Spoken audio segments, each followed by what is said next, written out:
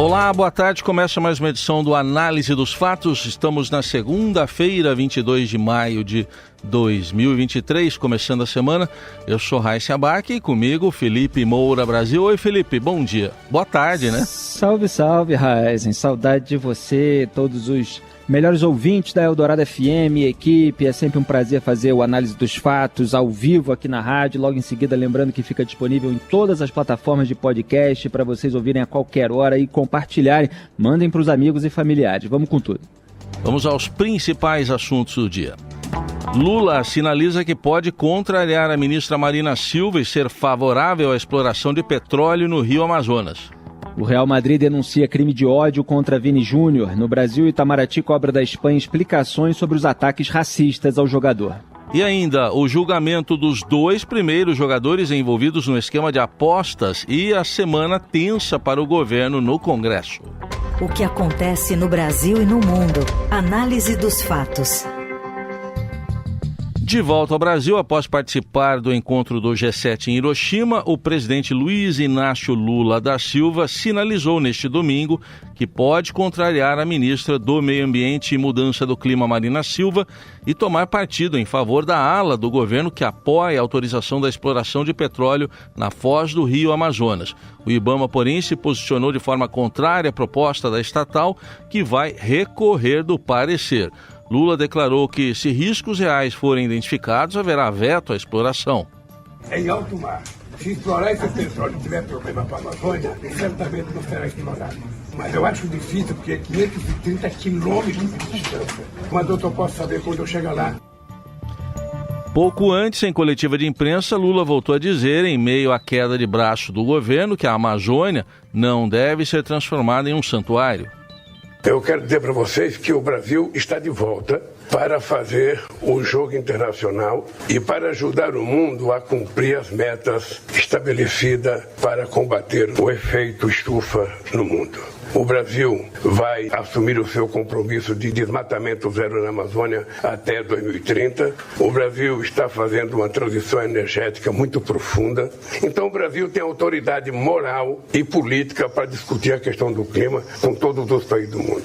Nós não queremos transformar a Amazônia num santuário da humanidade. O que nós queremos é entender que na Amazônia moram 28 milhões de pessoas e essas pessoas têm o direito de viver, de trabalhar, de comer, de ter acesso aos bens materiais que todos nós queremos ter, e por isso nós precisamos explorar, não desmatando, explorar a riqueza da biodiversidade da Amazônia para saber se a gente pode inclusive extrair possibilidade de desenvolver uma indústria de fármaco, uma indústria de cosméticos para gerar empregos limpos, para que a Amazônia possa sobreviver e para que a humanidade possa sobreviver. O Estadão revelou que o processo de exploração pela Petrobras na foz do Amazonas colocou em lados opostos ministros do governo Lula. De um lado, Marina Silva chegou a comparar o episódio com a polêmica construção da usina de Belo Monte, em Altamira, no Pará. De outro, o ministro de Minas e Energia, Alexandre Silveira, e o presidente da Petrobras, Jean Paul Prats, pressionam pela liberação da exploração. A queda de braço tem sido mediada pelo vice-presidente Geraldo Alckmin, mas agora será assumida por Lula. Pois é, parece que o ambientalismo lulista vai só até a página 2. Olha só como já há uma modulação do discurso do Lula em relação ao discurso de campanha. Imagina se ele tivesse passado a campanha toda fazendo, não queremos fazer da Amazônia um santuário, etc. Não, ele estava lá posando de defensor da Amazônia contra a exploração bolsonarista, contra todos esses episódios protagonizados pelo ex-ministro do Meio Ambiente, Ricardo Salles, que até ironizou o Randolfo Rodrigues, líder do governo no Congresso, que estava justamente contrariando o parecer do IBAMA. Foi lá e colocou na rede social, que repercutiu muito mal para ele, bem-vindo ao time, porque Ricardo Salles também teve seus atritos com o Instituto. Aliás, era bom aqui trazer o nome inteiro, né? Porque muitas vezes a gente fala IBAMA e as pessoas não sabem direito o que é. O Instituto Brasileiro do Meio Ambiente e dos Recursos Naturais Renováveis. Então houve um parecer interno, tem uma área técnica do IBAMA, recomendando que esse órgão negue a licença ambiental para a Petrobras explorar o petróleo na foz do Amazonas. E aí você tem uma decisão final do presidente do IBAMA, o Rodrigo Agostinho, que deu a declaração: não restam dúvidas de que foram oferecidas todas as oportunidades à Petrobras para sanar pontos críticos de seu projeto, mas que este ainda apresenta inconsistências preocupantes para a operação segura em nova fronteira exploratória de alta vulnerabilidade socioambiental. A declaração do presidente do IBAMA. E quem apoia o parecer técnico do instituto responsável? A ministra do Meio Ambiente, Marina Silva, que foi usada pela propaganda petista, lulista, como esse ícone do ambientalismo, como uma pessoa realmente engajada, que ela é, na causa ambiental.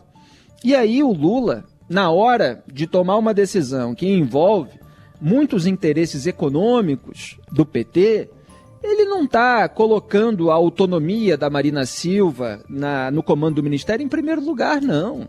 Ele diz lá no exterior que, olha, se tiver problema e tal, não vamos fazer, mas eu acho que não, está ali distante da Foz, acho que não vai ter problema nenhum. Ele poderia falar: nós vamos fazer o que a Marina Silva decidir, porque ela que é especialista no assunto, mas esse não seria o Lula, o centralizador, aquele que não dá autonomia para quem realmente entende. Quando a gente fala aqui Petrobras, é bom que se diga, porque a Petrobras vai passando por transformações, como qualquer veículo de comunicação, por exemplo. Numa gestão de determinado diretor pode ser uma coisa, numa gestão de outro pode ser outra coisa diferente. Então a Petrobras hoje é Jean Paul Prat, né? Porque quando está aparecendo aí no noticiário, está aparecendo aquilo que é o interesse do atual presidente, que foi colocado lá pelo Lula, que é um membro desse lulismo, desse petismo, inclusive com uma certa discussão que deveria ter acontecido de uma maneira mais profunda sobre você ter atropelado a lei das estatais para a nomeação dele. Né? Isso aí que ainda está pendurado no Supremo Tribunal Federal, ainda está no telhado do Senado, depois de uma aprovação de afrouxamento na Câmara dos Deputados. Então, Jean Paul Prat está alinhado ao governo.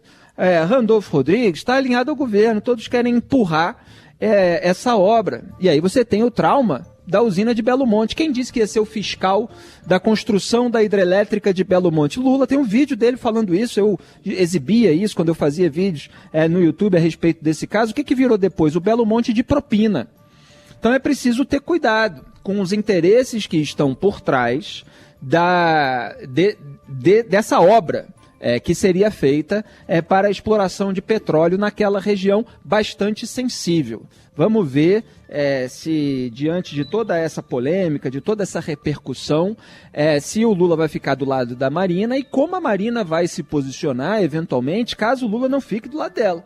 Porque é muito importante, às vezes, você ter uma pessoa que realmente é ligada numa causa, dentro de um governo, para quando o governo escolhe as questões de governabilidade, interesse econômico ou coisas assim inconfessáveis, que ela fale assim: olha, então a partir daqui eu tô fora.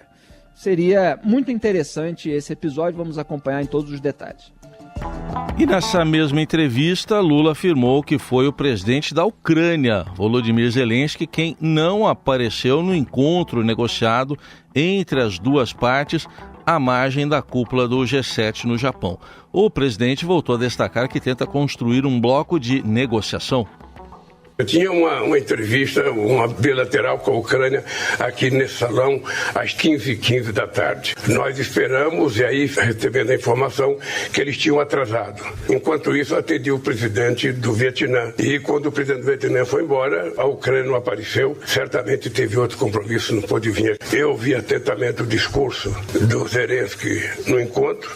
Ele certamente ouviu o meu discurso atentamente no encontro. E eu continuo com a mesma posição que eu estava antes. Eu estou tentando com outros países, com a Índia, com a China, com a Indonésia e outros países, construir um bloco para tentar construir uma política de paz no mundo. Eu, quando estiver percebendo que as pessoas querem efetivamente negociar, eu quero dizer que eu estou pronto a ir à Rússia, a ir à Ucrânia, a ir ao Egito, a ir no fim do mundo para tentar discutir o fim dessa guerra. Agora não. Agora não, porque os dois não querem.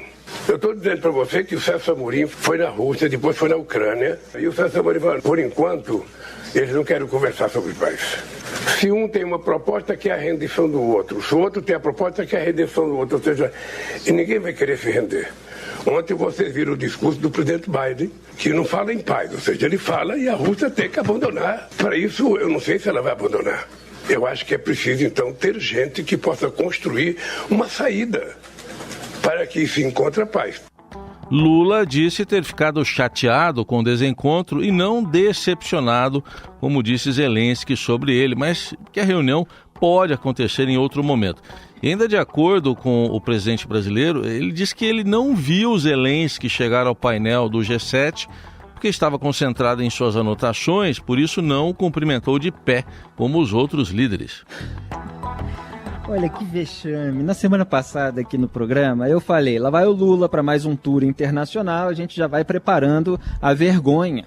Porque ele está muito mais alinhado a Vladimir Putin e a propaganda russa em relação à invasão das tropas russas ordenada pelo próprio Putin do que a defesa da soberania territorial, a sobrevivência dos ucranianos. A maneira como ele traça falsas equivalências, fingindo que não está fazendo isso, é escancarada por esse monte de malabarismos e contorcionismos retóricos que ele utiliza. O vídeo que viralizou nas redes sociais mostra ali todos os líderes internacionais levantando, cumprimentando Zelensky, enquanto o Lula usa um velho artifício que ele já usou em outras ocasiões, de fingir que ele está lendo alguma coisa, dessa vez sem o óculos. O Lula tem presbiopia, né, que é a dificuldade de distinguir objetos próximos, chamada popularmente de vista cansada, e geralmente ele lê aquilo que está perto com óculos, ele nem sequer estava de óculos. Ele não levantou para cumprimentar o Zelensky, ele não fez questão de encontrar o Zelensky, apesar de todas essas desculpas esfarrapadas que ele e os seus porta-vozes ficam dando, e inclusive ficam aí pressionando jornalistas a legitimar as narrativas do governo. Lula se encontrou com os líderes das Ilhas Comores e do Vietnã.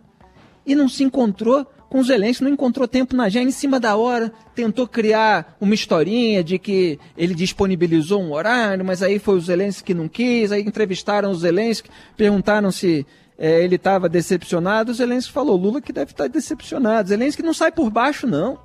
É firme. O Lula não gosta de liderança firme.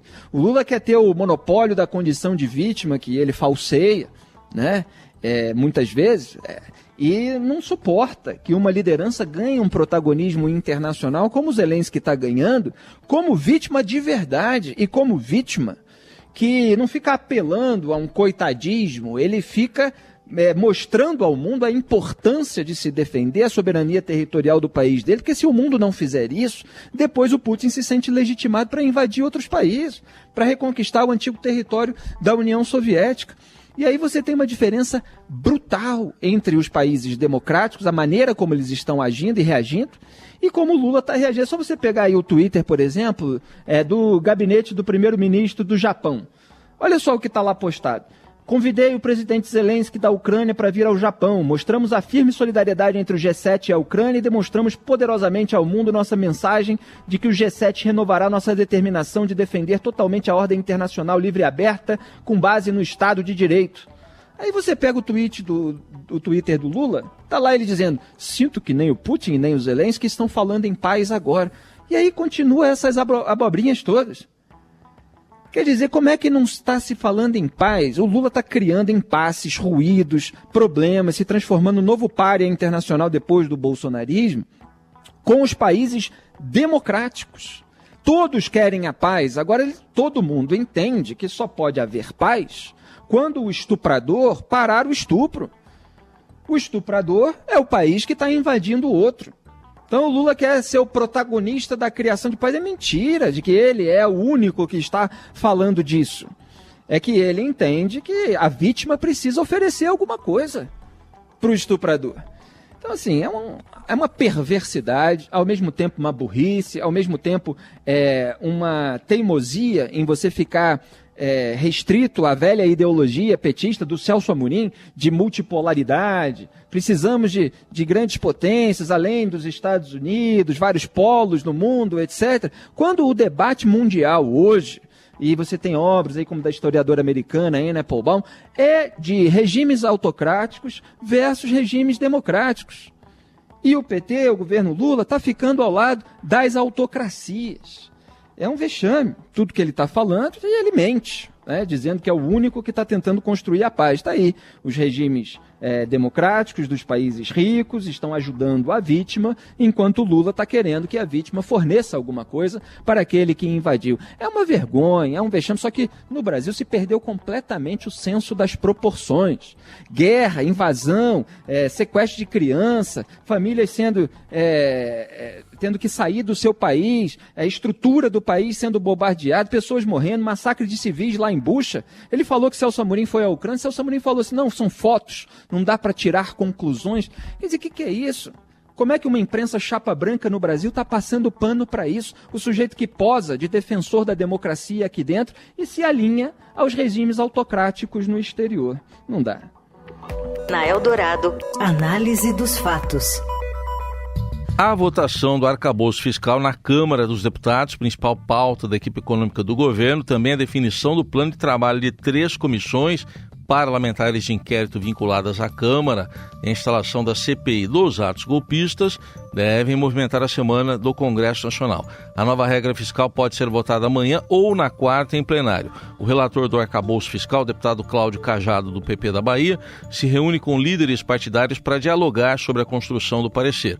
A expectativa é que haja ainda uma reunião com o presidente da Câmara, Arthur Lira. O placar da aprovação da urgência na quarta passada, 367 votos a 102, é um indicativo de que a proposta terá ampla maioria na casa, mas a equipe econômica trabalha para aprovar o texto acordado com o relator sem mudanças incluídas de última hora.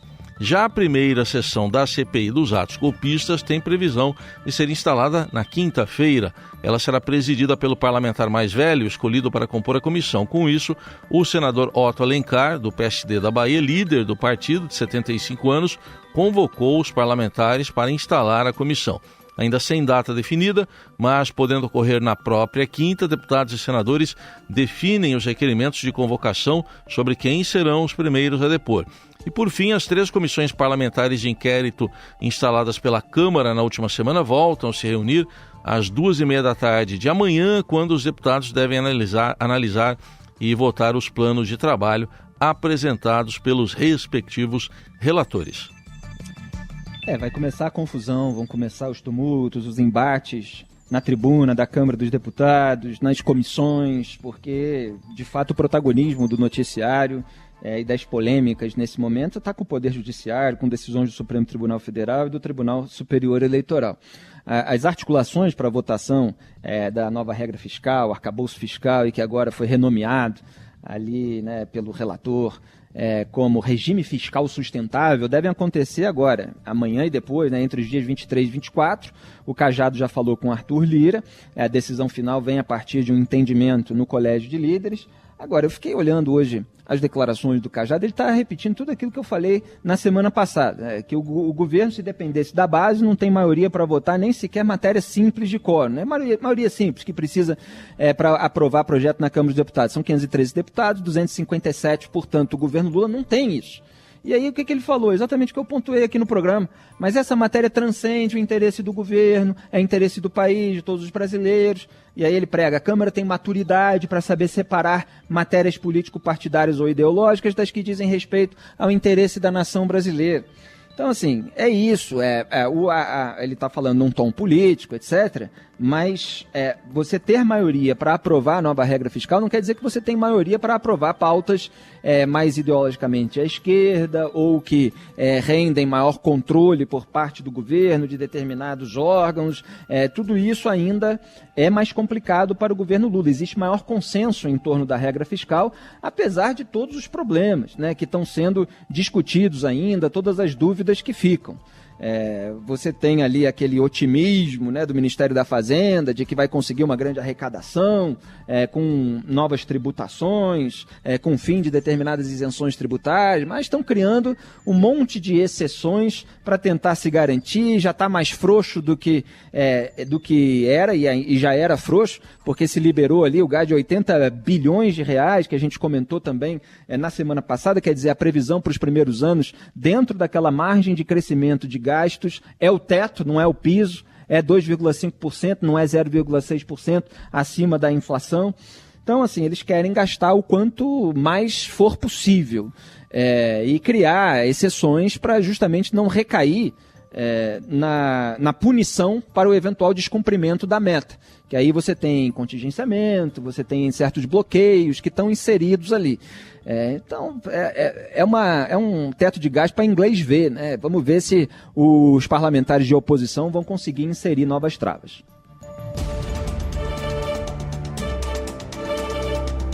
A análise dos fatos volta já falando da formação de um cinturão de direita visando as próximas eleições em São Paulo.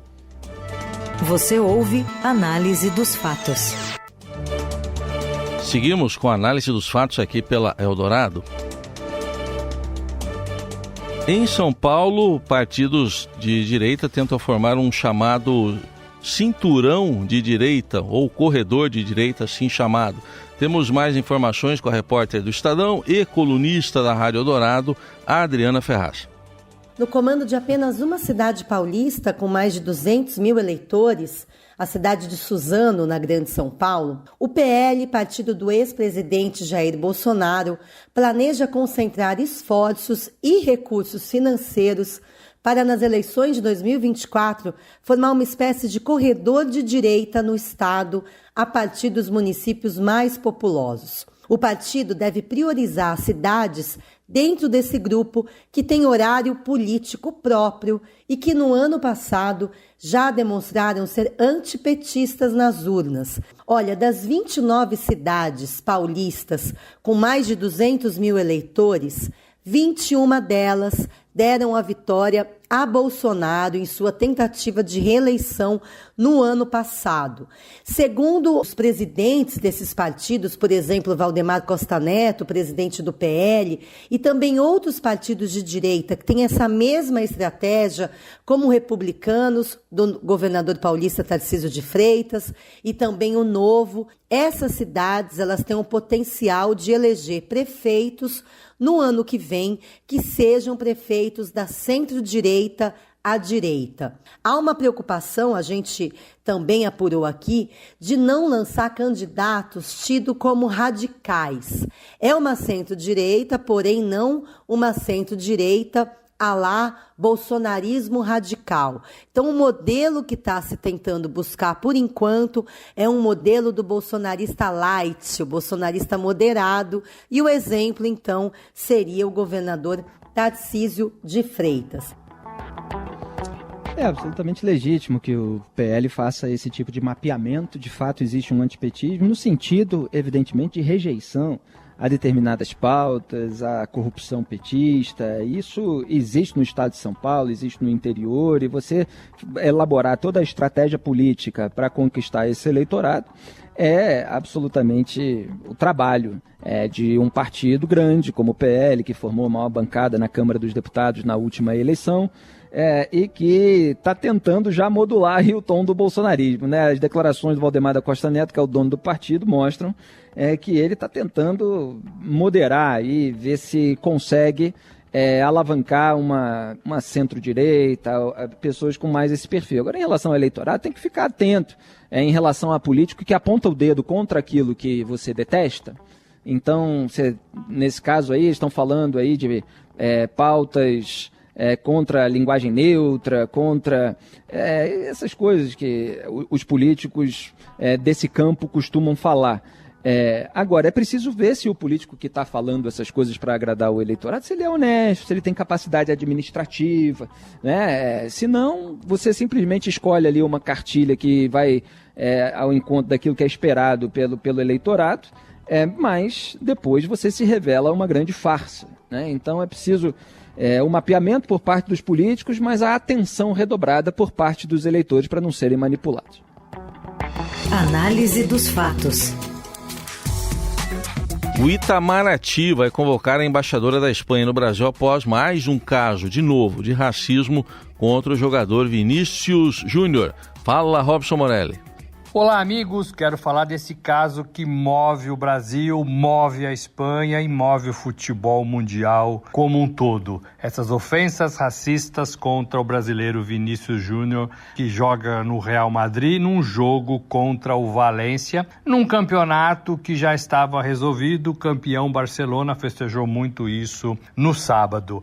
O Brasil, através das instituições governamentais, do Itamaraty, já está entrando nessa discussão. O presidente Lula comentou sobre o caso. Eu queria começar a entrevista fazendo um gesto de solidariedade ao jogador brasileiro. Não é possível que quase no meio do século XXI a gente tenha o preconceito racial ganhando força em vários estados de futebol aqui na Europa. Não é justo que o menino pobre, que venceu na vida, que está se transformando possivelmente num dos melhores jogadores do mundo, certamente do Real Madrid ele é o melhor, é ofendido em cada estádio que ele comparece. Eu penso que é importante que a FIFA, que a Liga Espanhola, que a Liga de outros países tome sérias providências, porque nós não podemos permitir que o fascismo tome conta e o racismo dentro do estádio de futebol. Personalidades de Brasília estão se movendo para falar com representantes da Federação Espanhola, do governo espanhol, sobre esse episódio lamentável de racismo contra um jogador brasileiro. Não é verdade, como dizem alguns espanhóis, como o presidente da La Liga, que organiza o campeonato espanhol, não é verdade que sejam casos isolados contra Vinícius Júnior.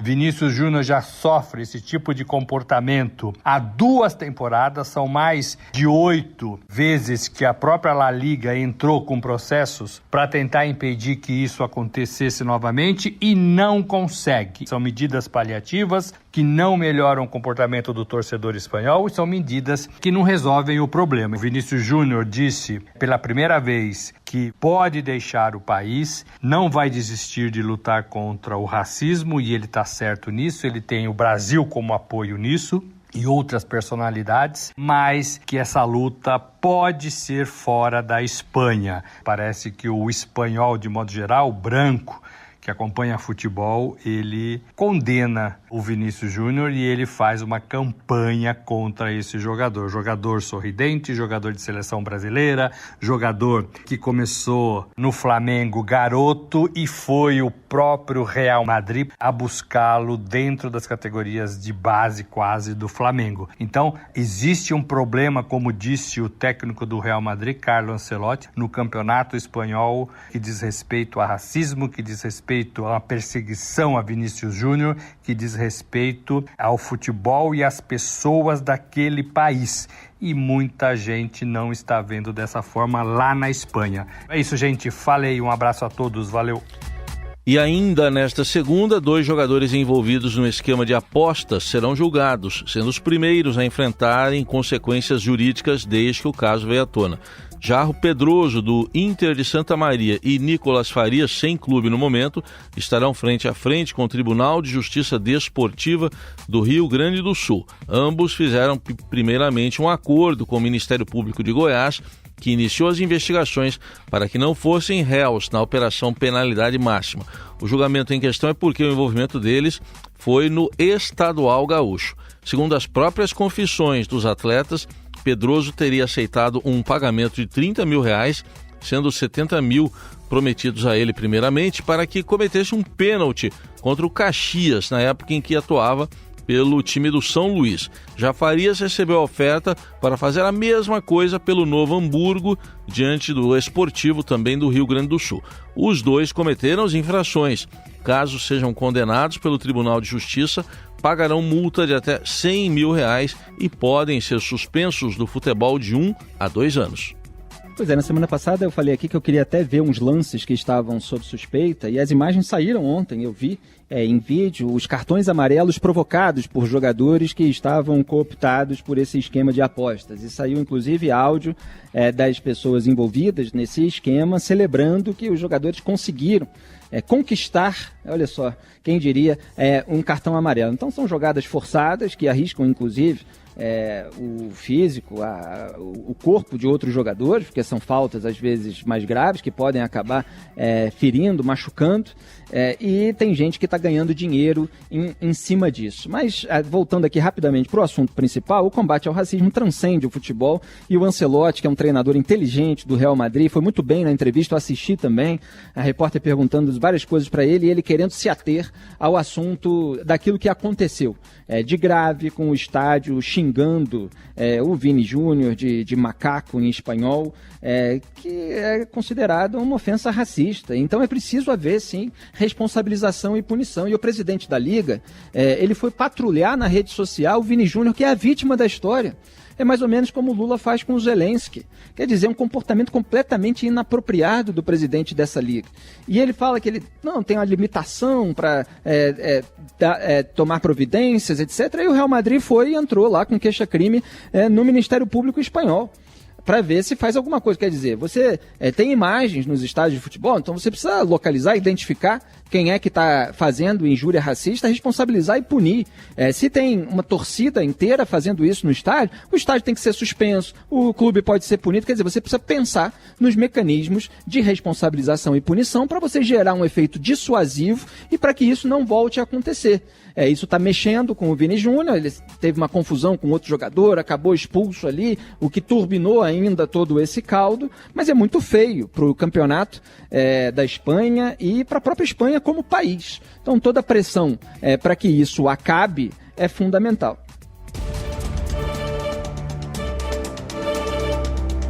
E assim termina mais uma análise dos fatos, que tem produção, edição e coordenação de Laís Gotardo. E, como sempre, os trabalhos técnicos de Moacir Biasi, o comando da mesa de som é de Carlos Amaral. Já ia falar da nossa Laís também, que é muito querida e faz um excelente trabalho. Valeu, Raiz, um grande abraço a todos. Tchau. Valeu, abraço, tchau, tchau. Você ouviu Análise dos Fatos. Se você perdeu esta edição ou quer ouvir de novo, acesse radioeldorado.com.br ou assine gratuitamente o podcast no iTunes, Google Podcast, Deezer ou Spotify.